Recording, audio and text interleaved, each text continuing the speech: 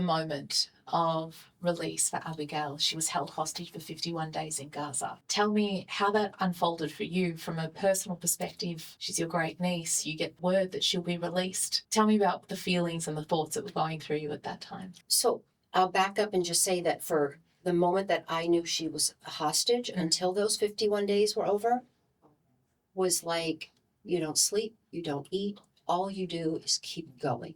You just keep doing everything you can, whether it's press or meetings or going to the Washington, D.C. to meet with the leaders. And then all of a sudden, we start to hear there's a deal, but we don't know what it is. And then all of a sudden, there is a deal. And Abigail is not on that first list. And I get a text from my brother-in-law in Israel saying no, that first night. And I thought, oh, okay, but there's other women and children. Let's keep going, keep going. And still we're doing press and really pushing and supporting this peace plan, this ceasefire. The second day, we see these kids and these women come out.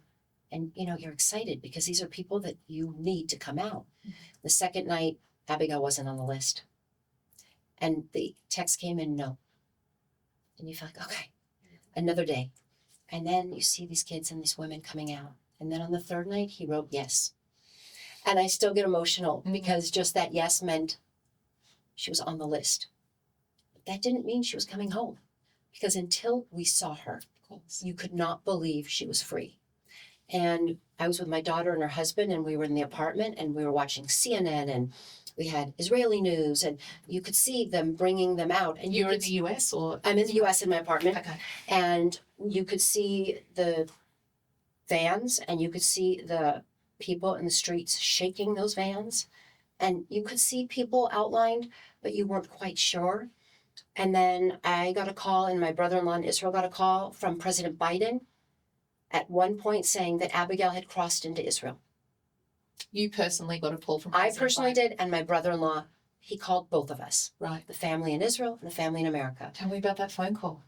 You answer the phone.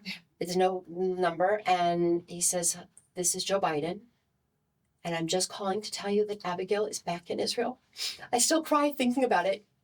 And, a little bit later, I talked to my brother-in-law, and he said, I got the same call. And even then, you're just thinking, okay, is it real? And then I saw Abigail in my niece Liron's arms with my sister-in-law, Shlomit. And then I was like, okay, she's free. What are you doing in that moment? You're watching that broadcast. We're just screaming and crying. Yeah. Screaming and crying.